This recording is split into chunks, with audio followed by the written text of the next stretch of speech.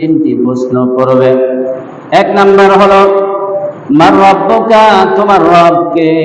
যে ইমানদার হবে, যে মুমিন হবে, মুত্তাকি হবে, সে বলবে রব্বি আল্লাহ, আমার রব হলেন আল্লাহ। দুই নাম্বার প্রশ্ন করবে মা দীনুকা, তোমার দিন কি, তোমার ধর্ম কি, তোমার দল কি, তোমার জীবন ব্যবস্থা কি ছিল। ইমানদার যে হবে সাথে সাথে বলে দেবে দীনিয়াল ইসলাম, আমার জীবন ব্যবস্থার নাম হলো ইসলাম। তিন নম্বরে প্রশ্ন করা হবে মান নাবিয়ুকা, তোমার নবীকে, অথবা মান হাদা রাজুল আল্লাযী বুইসা ফীকুম, এই ব্যক্তিকে রাসূলের চেহারা দেখানো হবে, দেখিয়ে বলা হবে ইনাকে কি চেনো নাকি, ইনি কে। যে মুমিন হবে, ইমানদার হবে, সাথে সাথে বলবে হুয়া হুয়া রাসূলু, তিনি হলেন আমার রাসূল। সুবহানাল্লাহ।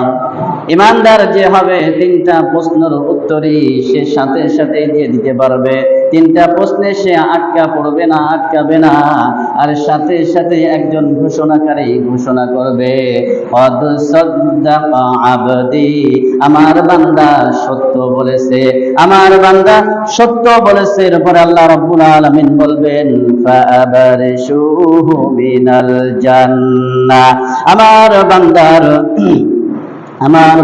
জান্নাতি, আমার বান্দাকে তার কবরের মধ্যে জান্নাতি বিছানা বিছায়া দাও। সুবহানাল্লাহ। ওয়াফতাহু লাহু বাবান ইলাল জান্নাহ, এবং আমার বান্দার কবরের মধ্যে জান্নাতের একটা দরজা খুলে দাও, যাতে জান্নাতের সুঘ্রাণ তার কবরে চলে আসে। এরপর বলা হবে ওয়ালবিসুহু মিনাল জান্নাহ, এবং আমার বান্দাকে তোমরা জান্নাতি পোশাক পরিধান করিয়ে দাও। সুবহানাল্লাহ। এরপরে বলা হবে জান্নাতের তার কবরের মধ্যে জান্নাতের সকল সুঘ্রাণ দিয়ে দাও, সুঘ্রাণে পরিণত করে দাও, তার কবরটাকে তুমি প্রশস্ত করে দাও।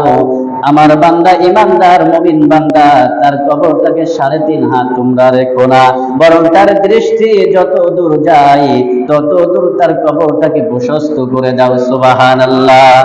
এরপর একজন উজ্জ্বল চেহারা বিশিষ্ট ব্যক্তি এসে তাকে বলবে হে আল্লাহর বান্দা, তুমি আল্লাহ তাআলার নাজ নিয়ামতের সুসংবাদ গ্রহণ করো।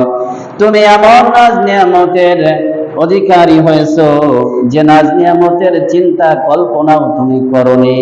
আল্লাহ রাব্বুল আলামিন তোমাকে এমন নাজ নিয়ামতের জিম্মাদারি নিয়েছেন, এমন নাজ নিয়ামত তোমাকে দান করেছেন। তখন ওই মাইয়াত বলবে আপনাকে তো আমি চিনি না, এত উজ্জ্বল চেহারা তো আমি কোনোদিন দেখি নাই, এত সুন্দর চেহারা তো আমি কোনোদিন দেখি নাই। তখন ওই ব্যক্তি বলবে আমি তোমার সারা জীবনের নামাজ, আমি তোমার সারা জীবনের রোজা, আমি তোমার সারা জীবনের নফল ইবাদত, আমি তোমার সারা জীবনের সকল নেক আমল আল্লাহ রাব্বুল আলামিন আমাকে এই সুন্দর আকৃতি দিয়ে তোমাকে সুসংবাদ দেওয়ার জন্য পাঠিয়েছে যে তুমি জান্নাতি, তুমি সুসংবাদ গ্রহণ করো। এইভাবে ইমানদার মুমিন বান্দাকে সুসংবাদ দেওয়া হবে।